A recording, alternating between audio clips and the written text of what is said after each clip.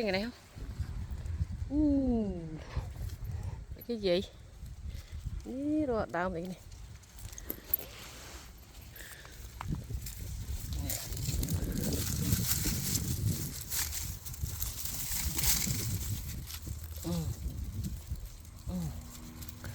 Rồi, đau ấy.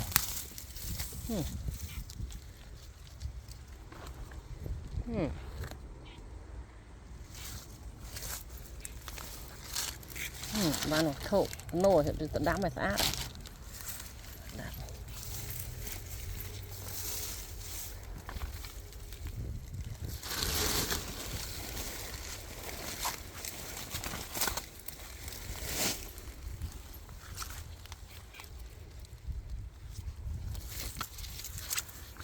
Rồi nè, cái gì? Đây. Ui,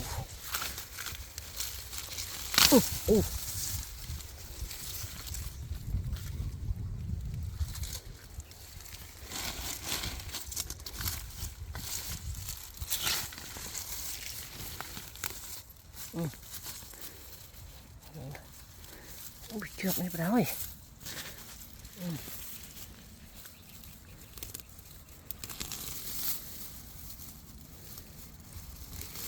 Ra là mua. Smart cái mua.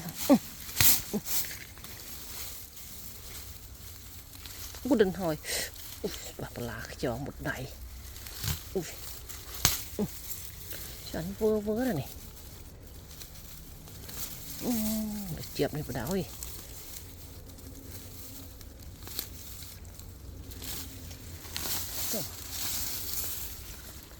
Chẹp đau rồi. Này xả rồi. Chẳng thân đâu. Ê còn thần bọt tê thành gì mẹ. Thành gì khá to.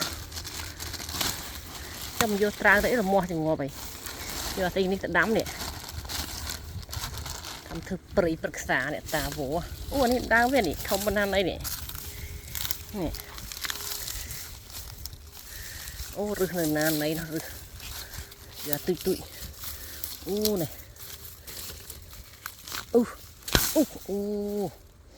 Đỏ đâu rực này mày này. Ê rực đây như là hồ đó nè.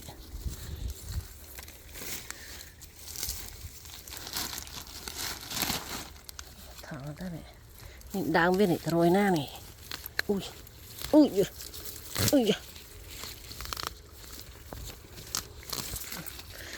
thòng bệ. Nó có nô đâu. Câu còn đi câu còn. Câu ri tức ở lý. Bụng đã xài prang ri tức hả?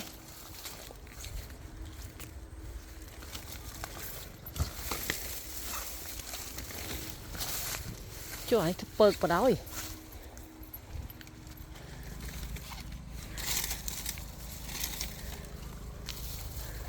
Cho đi. Cho chân nào vậy? Cho mẹ đau mấy đồng tiền. Các bạn đau mấy đồng tiền.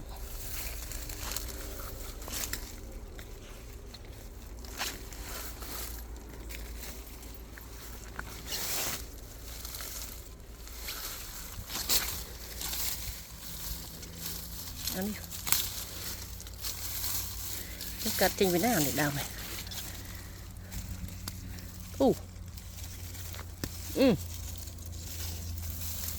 Đây trọng bàn với cay thằng pợt với nó.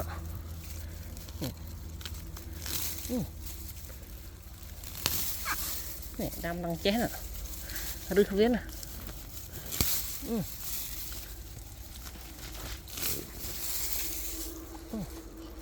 Đau bên chế. Đau nó tức vào đó rồi. Ê đam chân. Đâm tật cuốn tí với lo chia đâm thầm màu đấy. Đừng qua này đâm tật cuốn lên là đâm bay ban tật cuốn nhắm là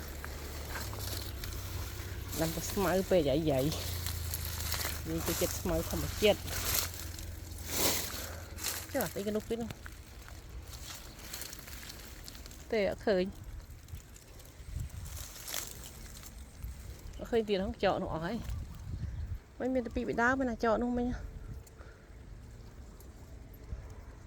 ấy nhẹ nhẹ cái thay vô thư lụa đỏ bán cháo này dày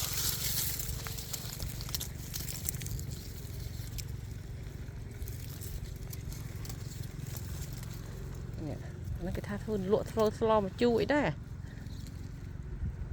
để đầm đó đầm ở ban thôn này chợ trong ngày cao trong vô tiếp chợ nông nông một con nồi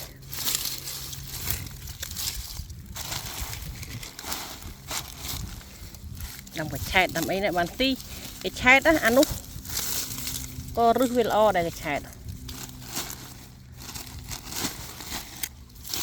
chậm bạch cái chợ ấy rước vào bên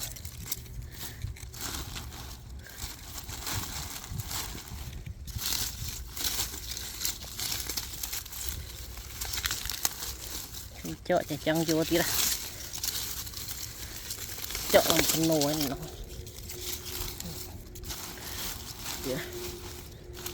đâm cái chai đâm cuốn lụa tực với ta đi về nơi lơ tực này lịch tực về ngọt cái cuốn lịch tực ngọt này cái cuốn lịch tực ngọt này con lại bán con nồi rồi chó ở miền ban chó ba là thấy đi về hơi dập ấy vậy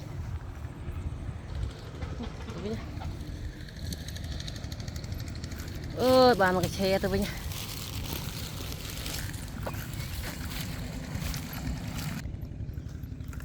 gì cái chét đấy cái chét đâm á cái chét ban nếu cắt cái chét mình muốn cắt cái chét đi đâu chụp cái trái vậy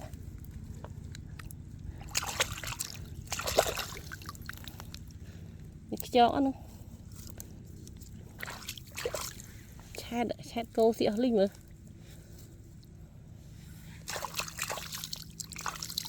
cha rồi cho tí nữa ôi giờ tùng miên người ta lơ người đó bị lớn cái gì rồi cha rồi trên đây tung rồi cho là linh này là cha vô tới ngọc bàn mở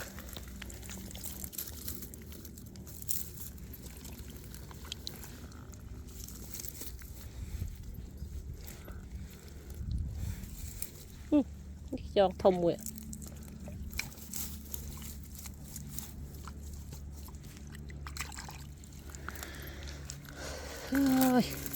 mình chọn thế cho cái rút nặng bắt hết chọn là cái chai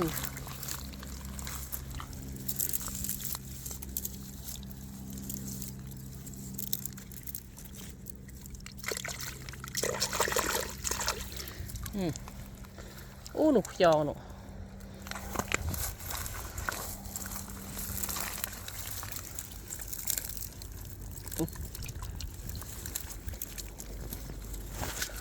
rô ban tắc giòn này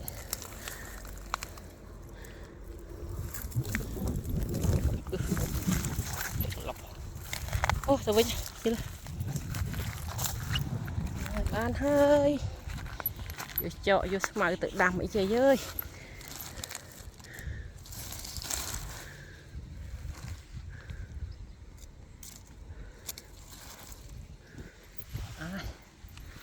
ở Việt Trai thì tập hiệp tĩnh mất nữa ô